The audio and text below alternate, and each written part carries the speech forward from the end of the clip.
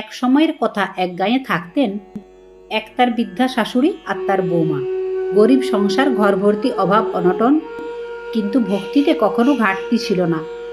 শাশুড়ি ছিলেন একনিষ্ঠ রাম ভক্ত, আর বৌমা ছিল ভক্ত হনুমানের। শাশুড়ি প্রতিদিন রাম নাম জপতেন, আর বৌমা নিজের ঠাকুর ঘরে বসে হনুমান চল্লিশা পাঠ করতেন। একদিন শ্বশুরবাড়ির দুঃসম্পর্কের এক আত্মীয় হঠাৎ গিয়ে উঠল তাদের বাড়িতে। নাম তার হীরা, মুখে হাসি, চোখে ধৃততা। কিছুদিনের মধ্যেই তার আসল রূপ প্রকাশ পায়।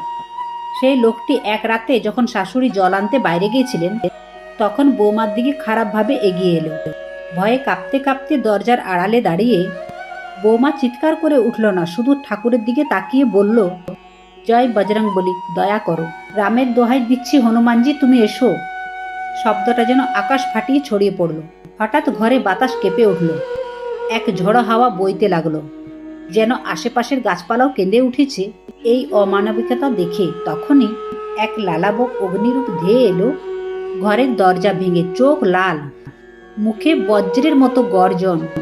সে যে কেউ নয়, স্বয়ং পবনপুত্র হনুমান। হীরা আতঙ্কে চিৎকার করে পেছনে পড়ে গেল।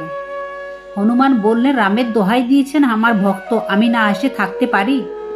তিনি হীরার দিকে রাগে তাকিয়ে বললেন, অবলা নারীর ভয়ে যখন তুমি চুপ করো না, তখন বজরংবলীর হাতেই তোমার শিক্ষা প্রাপ্ত। এক ঝাপটে হনুমান হীরাকে উঠিয়ে নিলেন, ঘূর্ণিঝড়ের মতো ঘর থেকে বেরিয়ে গেলেন।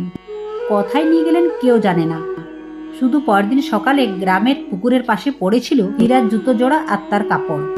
শাশুড়ি ফিরে এসে যখন সব শুনলেন, তখন বৌমাকে বুকে টেনে নিয়ে বললেন, তুই তো সত্যি একজন ভাগ্যবতী বৌমা।